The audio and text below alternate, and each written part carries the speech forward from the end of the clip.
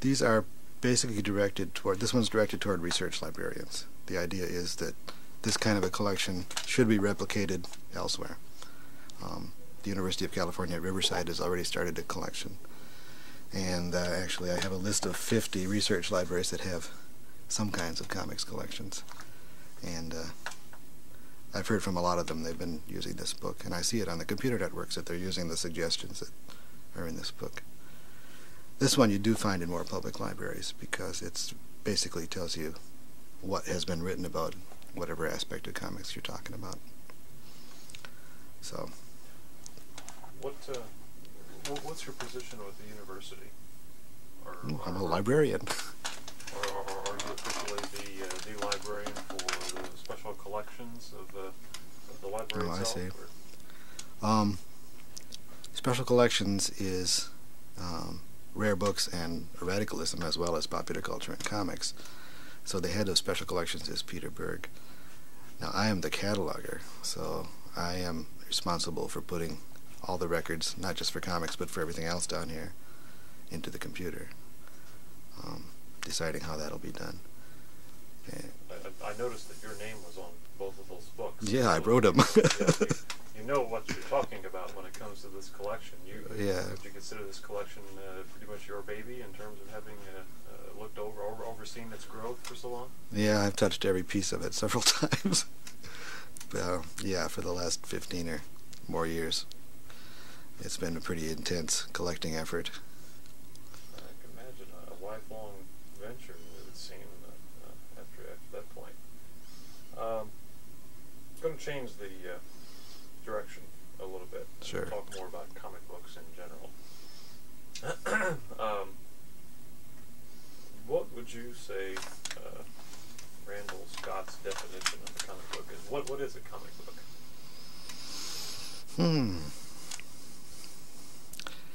A comic book is a smallish pamphlet, illustrated, usually with both text and pictures intermingled, usually that tells a story. And I think more than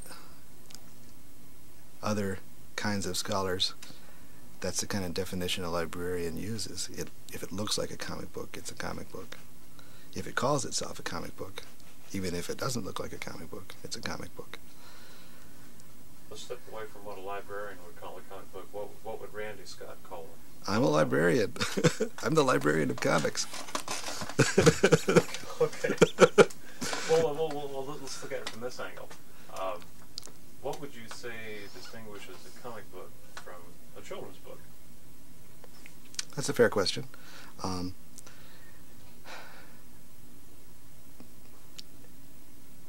Parents don't have any trouble telling the difference.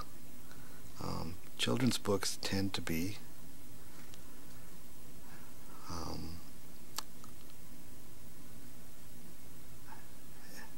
more explicitly encouragement to read the kind of books that grown-ups are supposed to read. In other words, the text is in a block and the illustration is separate.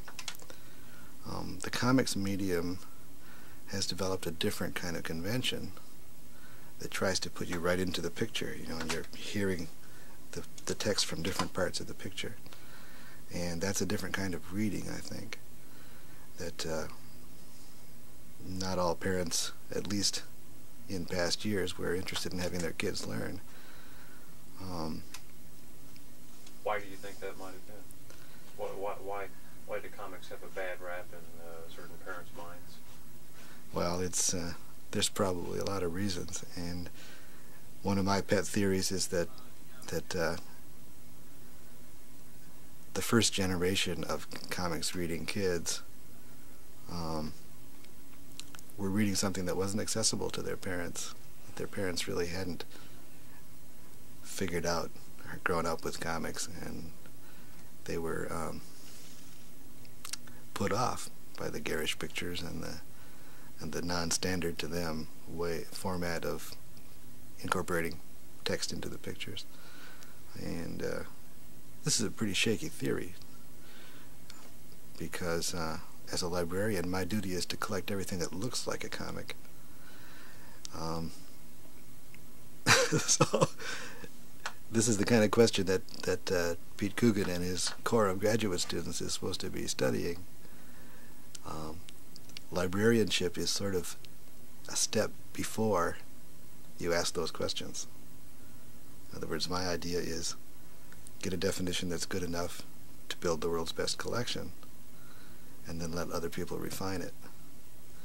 And so, you know, in one of these books, I did publish that theory of a generation gap that started the whole thing of comics, parents and comics, the antagonism.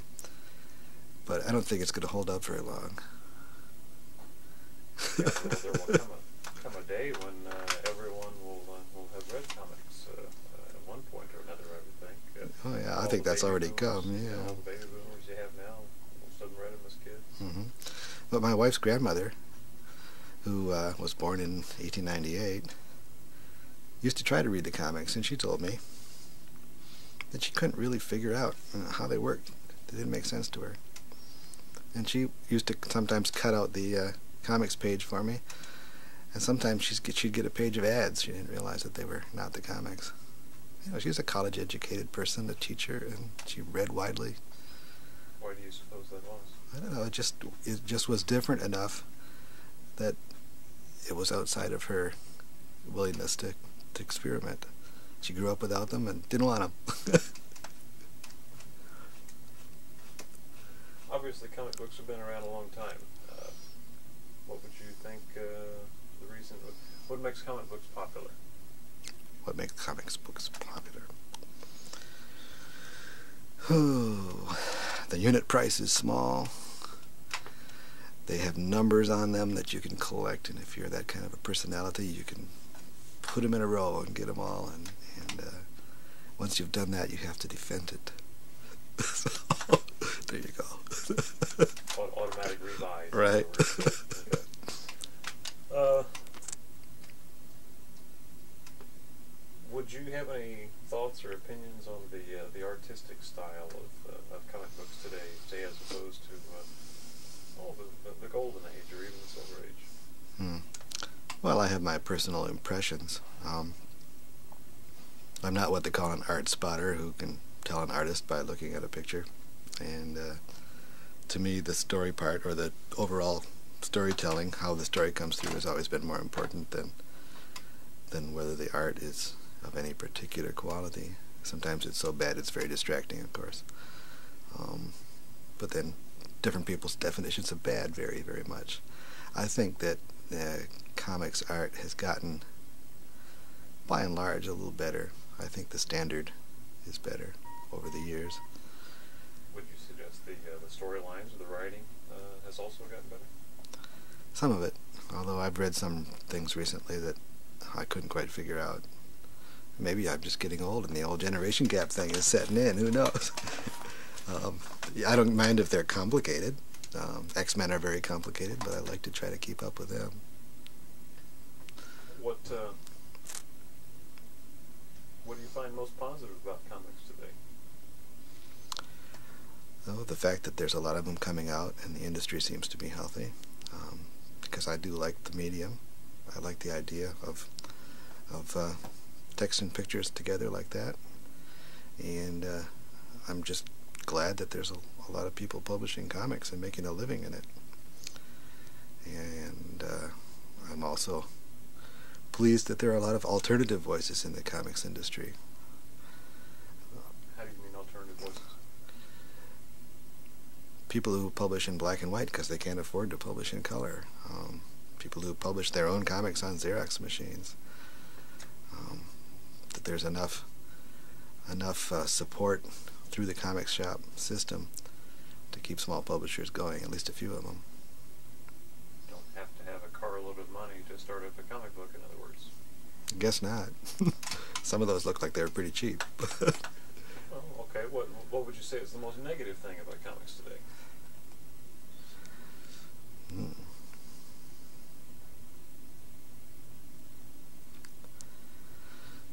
Well, the thing that, when I think about it, that bothers me most is that some people are not reading them. They're speculating as though they were baseball cards or something like that. That people are artificially pursuing what to me is a literature form or an art form or both, as though it were just an investment. I think that was inevitable. I think that the whole growth of the collector's market has been positive. There's no question about that. But I see it exaggerated sometimes to the point where people won't read their own comics. They come in here and look at ours because they won't touch their own.